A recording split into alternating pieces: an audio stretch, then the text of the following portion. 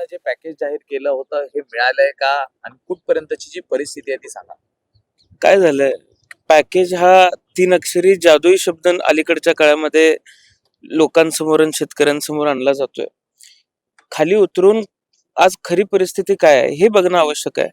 शेतकऱ्यांना जे पॅकेज दिलं गेलेलं आहे किंवा जे नुकसान भरपाई दिली गेलेली आहे, ती नुकसान भरपाई पूरक आहे का हे सुद्धा बघितलं पाहिजे.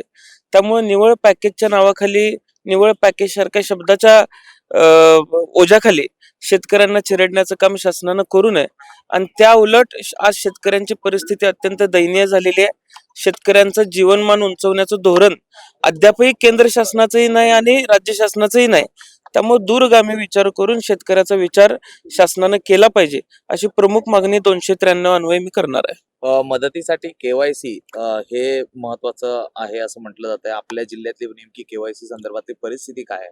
अजूनही काही लोकांच्या खात्यावरती मदत पोहोचलेली नाहीये. केवायसीची कामं अपूर्ण आहेत, केवायसीची पडताळणी अपूर्ण आहे आणि हे सगळं शासकीय टेक्निकल जे काम आहे ते सुद्धा अपूर्ण असल्यामुळे आज बहुतांश शेतकऱ्यांना अनंत अडचणींना सामोरं जावं लागतंय.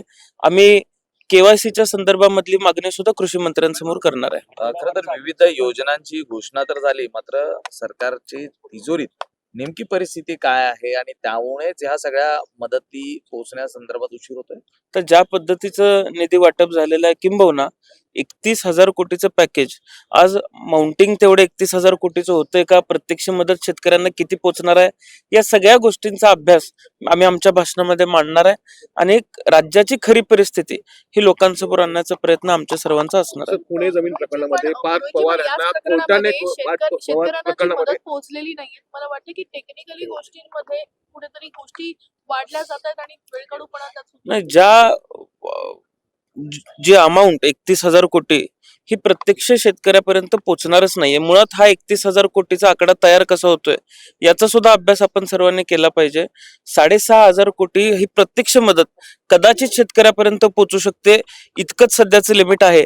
आणि आज शेतकऱ्याची फसवणूक या पॅकेज या शब्दाच्या नावाखाली होऊ नये एवढीच विनंती मी शासनाला करणार आहे. पुणे जमीन प्रकरणामध्ये कोर्टाने फटकारलं असून पार्थ पवारचं नाव अजून गुन्ह्यात का दाखल केलं नाही असं म्हटलेलं आहे. कोर्टाचं काल काय म्हणणं आलंय का? काल मला अद्याप त्या संदर्भातची माहिती नाही. मी थोड्या वेळात बघून आपल्याला माझी प्रतिक्रिया राजकीय कळवतो. दबाव आहे का केस होती? नाही, आता राजकीय दबाव असता तर कोर्टानं फटकारलं नसतं. त्यामुळं काहीतरी म्हणणं अधिकाऱ्यांनी दिल्याशिवाय कोर्टानं फटकारायचं कारण नव्हतं. त्यामुळे अधिकारी योग्य पद्धतीनं काम करत असावेत आणि कोर्टानं फटकारलंय याचा अर्थ कोर्ट सुद्धा योग्य पद्धतीने चिकित्सा करत असावं.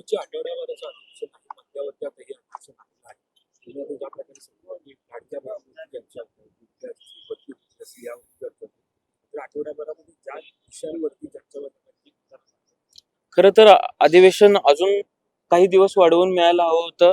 राज्याच्या कळीचे मुद्दे हे राज्यासमोर अजून आलेले नाहीयेत, लोकप्रतिनिधींना मांडायला वेळ मिळत नाहीये.